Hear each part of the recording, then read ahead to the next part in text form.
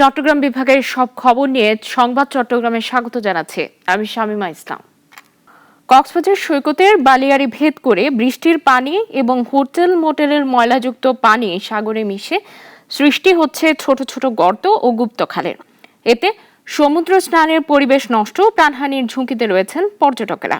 কক্সবাজার প্রতিনিধি সাইফুল ইসলামের প্রতিবেদনে বিস্তারিত জানাচ্ছেন সুলতানা মরিয়ম।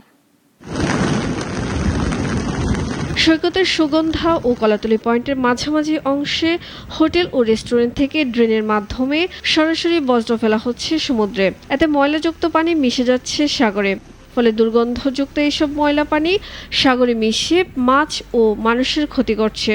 এছাড়া বর্ষার ঢল ও কৃত্রিম খালের পানিতে সৈকতের বালিয়াড়িতে তৈরি হচ্ছে গভীর গর্ত। এতে একদিকে নষ্ট হচ্ছে বালিয়াড়ি, অন্যদিকে নষ্ট হচ্ছে প্রাকৃতিক সৌন্দর্য। ঢলের পানি আর জোয়ারের স্রোতে গর্তের চারপাশে তৈরি হচ্ছে গুপ্তখাল, যা সমুদ্র স্নানে বাধা সৃষ্টি হচ্ছে। তৈরি হয়েছে প্রাণহানির শঙ্কা। প্রবেশ পথটা এখানে একটা গর্ত দেখলাম অনেক বড়, দেখেন কত আবর্জনা তৈরি হয়েছে এখানে। এই আবর্জনাগুলা আমি দেখলাম যে সাগরের পানির সাথে ভেসে আসতেছে। এর দিকে যে ময়লা আবর্জনা যাচ্ছে, এটার ফলে সমুদ্রের সৌন্দর্য বিনষ্ট হচ্ছে। আসলে ময়লা পানিটা পুরো সাগরে মিশতেছে, সাগরে গোসল করতেছে, পরিবেশ দূষিত হইতেছে। আসলে এটা দেখতেও খারাপ দেখাইতেছে এবং স্বাস্থ্যের জন্য খুবই ক্ষতিকর। বর্ষায় এসব গর্ত ও গুপ্তখালের কারণে সাগরে ডুবে প্রাণ হারিয়েছেন অন্তত ৮ জন পর্যটক। গর্তগুলো সহজে বোঝা যায় না, ফলে পরিস্থিতি আরো ভয়াবহ রূপ নিচ্ছে। আশেপাশে যেটা আপনার রিসোর্ট আছে, বিভিন্ন ধরনের রিসোর্ট আছে, ময়লা পানি এক জায়গাতে কৃত্রিম খাল তৈরি করে দেয়। ওই কারণে আমাদের বেশিরভাগ গর্তটা দেখা যায় এবং সামনে যেটা পানির ঢল নামে ওখান থেকেই আপনার যেটা আমরা এই দ্বীপ কারণ এবং যেটা আমরা গুপ্তখাল বলে থাকি, এইসব কারণেই আমাদের বিভিন্ন কারণে এই গুপ্তখালগুলো তৈরি হয় এবং এখানেই মানুষ বিপর্যস্ত হয় এবং এই জায়গাটাই সবসময় কি নজর রাখতে হয় আমাদের। হোটেল মোটেল জোনের নোংরা পানি সাগরে গিয়ে মিশছে। এতে শুধু সৌন্দর্যই না, পরিবেশ মারাত্মক ক্ষতিগ্রস্ত হচ্ছে। দ্রুত পদক্ষেপ জরুরি। হোটেল মোটেলের যতগুলো ময়লা আবর্জনা রয়েছে, বিশেষ করে মলমূত্র রয়েছে, এই সবগুলো এই সরাতে ফেলা হয়। আর এই সরার যে মলমূত্র পানিগুলো, এই সরার মলমূত্র পানিগুলো সরাসরি এই সমুদ্রে ফেলে দেওয়া হচ্ছে। এই সমুদ্রে গোসল করছে পর্যটকরা জানেও না তার কোথায় গোসল করতেছে। জেলা প্রশাসনের দাবি, হোটেল রেস্টুরেন্টগুলোর বিরুদ্ধে ব্যবস্থা নেওয়া শুরু হয়েছে। অনেক হোটেল রেস্টুরেন্ট যেগুলি আছে তাদের অনেকেরই ভালো পর্যায় ব্যবস্থাপনা সিস্টেম নেই। আবার কেউ আছে হচ্ছে পৌরসভার যে ড্রেনেজ আছে তার সাথে কানেক্টেড। তো যারা কানেক্টেড না, আমরা ইতিমধ্যে তাদেরকে আহ্বান জানিয়েছি, অনুরোধ করেছি এবং আমাদের ম্যাজিস্ট্রেটগণ নিয়মিত সেখানে আসা যাওয়া করে তাদেরকে বার্তা দিচ্ছেন যে আপনাদেরকে মূল যে ড্রেনেজ সিস্টেম আছে তার সাথে সংযুক্ত হতে হবে। প্রাকৃতিক সৌন্দর্যের এই অপার নৈসর্গ যেন প্রাণহানির ফাঁদে পরিণত না হয়, এখন এটাই সময়ের দাবি। সুলতানা মরিয়ম, নাগরিক। কক্সবাজারের হিমছড়ি সৈকতে গোসল করতে গিয়ে নিখোঁজ ৩ বিশ্ববিদ্যালয়ের শিক্ষার্থীর মধ্যে একজনের মরদেহ উদ্ধার করা হয়েছে। সকালে হিমছড়ি সৈকত থেকে সাবাব সামেরের মরদেহ উদ্ধার করা হয়। নিখোঁজ রয়েছেন আর 2 জন, অরিত্র ও আসিফ। তারা সকলে চট্টগ্রাম বিশ্ববিদ্যালয়ের ডেভেলপমেন্ট স্টাডিজ বিভাগের 23-24 বর্ষের শিক্ষার্থী। বিষয়টি নিশ্চিত করেছেন ট্যুরিস্ট পুলিশের অতিরিক্ত ডিআইজি আপেল মাহমুদ। চট্টগ্রাম নগরীর পতেঙ্গা সমুদ্র সৈকতে গড়ে ওঠা অবৈধ স্থাপনা উচ্ছেদ করেছে চট্টগ্রাম সিটি কর্পোরেশন। জেলা প্রশাসন এবং সিডি এর সহযোগিতায় এই অভিযান পরিচালিত হয়। সৈকতের পরিবেশ রক্ষা, পর্যটকদের জন্য স্বচ্ছন্দ চলাচলের পথ সুগম করা এবং সরকারি জমি দখলমুক্ত রাখার উদ্দেশ্যে এই উচ্ছেদ অভিযান পরিচালিত হয় বলে জানান সিটি কর্পোরেশনের আঞ্চলিক নির্বাহী কর্মকর্তা প্রণয় চাকমা।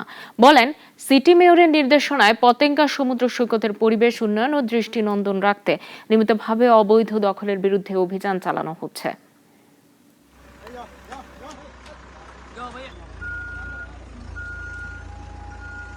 পতেঙ্গা সমুদ্র সৈকতের এই যে সুন্দরতম যে স্পট রয়েছে, সেই দর্শনীয় স্পটগুলো যাতে সুন্দরভাবে এখানকার যারা দর্শনার্থী যারা আসবেন তারা যাতে একেবারে সুন্দরভাবে তাদের সময়টা উপভোগ করতে পারেন, তার জন্য মূলত আমরা আজকে যৌথভাবে এখানে উচ্ছেদ অভিযান পরিচালনা করেছি।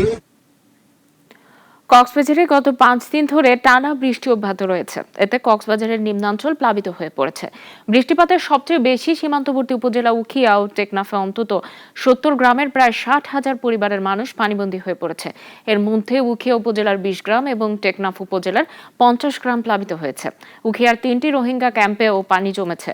পাশাপাশি ফসল, রাস্তা ক্ষতিগ্রস্ত সহ বিদ্যুৎ ও ইন্টারনেট সংযোগ বিচ্ছিন্ন হয়ে পড়েছে। পাহাড় ধসের আশঙ্কায় ঝুঁকিপূর্ণ মানুষদের সরিয়ে নেওয়া হচ্ছে। চাঁদপুরের হাজীগঞ্জ উপজেলার ঐতিহ্যবাহী বাকিলা বাজারে নেই কোনো ব্যবস্থাপনা কমিটি। দখল, যানজট, অপরাধ আর অপরিকল্পিত হাটের কারণে প্রতিদিন দুর্ভোগে পড়ছেন ব্যবসায়ী স্থানীয়রা। বাজারের উন্নয়নে দ্রুত নির্বাচন সহ কার্যকর উদ্যোগের দাবি জানিয়েছেন তারা। চাঁদপুর থেকে অমরেশ দত্ত জয়ের রিপোর্ট, জানাচ্ছেন সিরাজুমনের শুভ। চাঁদপুরের ঐতিহ্যবাহী বাকিলা বাজার এখন যেন দখল, দূষণ ও বিশৃঙ্খলার এক বাস্তব চিত্র। নেই কোনো বাজার ব্যবস্থাপনা কমিটি, নেই সিসিটিভি ক্যামেরা, নেই ট্রাফিক নিয়ন্ত্রণ। ফলে প্রতিদিনই দুর্ভোগে পড়ছেন ব্যবসায়ী থেকে পথচারীরা। সোমবার ও বৃহস্পতিবার সাপ্তাহিক হাট বসে এখানে। রাস্তার উপর হাট বসায় দেখা দেয় যানজট। তার সঙ্গে যুক্ত হয় অবৈধ পার্কিং, ময়লার স্তূপ ও পানি নিষ্কাশনের অভাব। বৃষ্টিতে জমে থাকা পানির দুর্গন্ধে নাকাল পথচারীরা। আমার দোকানে 3বার চুরি হয়েছে, একবার ডাকাতি হয়েছে। বিশেষ করে ড্রেনেজ ব্যবস্থাটা এখনো আমরা সেইভাবে সার্বিকভাবে পাই নাই। সিএনজি অটো স্টপেজ করার পরে আপনার এই যে ছাত্রছাত্রীরা এখান থেকে আসা যাওয়া করতে অনেক অসুবিধা হয় এদের। এখানে একটি ট্রাফিক দেওয়ার জন্য বিশেষভাবে আহ্বান করছি। নিরাপত্তা ব্যবস্থার ঘাটতি মেটাতে ট্রাফিক পুলিশের ব্যবস্থা নেওয়ার কথা জানালেন দায়িত্বরত পুলিশ সার্জেন্ট। একটু সমস্যা হয়, এটা আমাদেরও ইনফরমেশনটা আছে।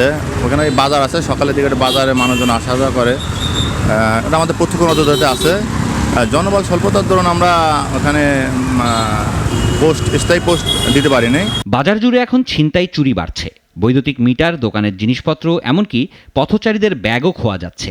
ব্যবসায়ীরা বলছেন বাজার ব্যবস্থাপনায় নির্বাচন না থাকায় কাউকে জবাবদিহিতা করতে হচ্ছে না। আমরা চেষ্টা করতেছি, হয়তো রিসেন্টলি আমরা বাজারের নির্বাচনের কার্যক্রমটা আবার প্রতিষ্ঠিত করব এবং বাজারে একটা ভালো একটা কমিটি দিব। ব্যবসা ও জনসাধারণের স্বার্থে শৃঙ্খলা ফেরাতে দ্রুত বাজার ব্যবস্থাপনা কমিটি গঠনের দাবি জানিয়েছেন এলাকাবাসী।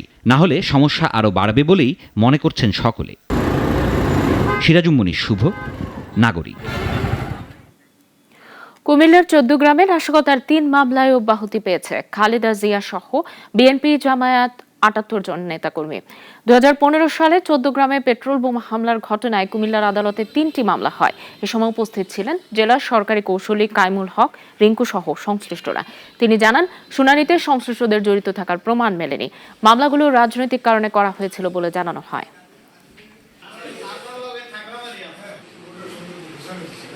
পুলিশ চার্জশিট দাখিল করে পরবর্তীতে মামলাটা রেডি ফর ট্রায়াল হয়ে বিচারের জন্য অতিরিক্ত দায়রা জজ প্রথম আদালতে যায় এবং ডিসচার্জের প্রেয়ারের প্রেক্ষিতে মাননীয় আদালত সকল কিছু বিবেচনা করে ওনার এই ডিসচার্জের প্রেয়ারটা মঞ্জুর। নাগরিক সংবাদ এ পর্যন্ত। সবাইকে ধন্যবাদ।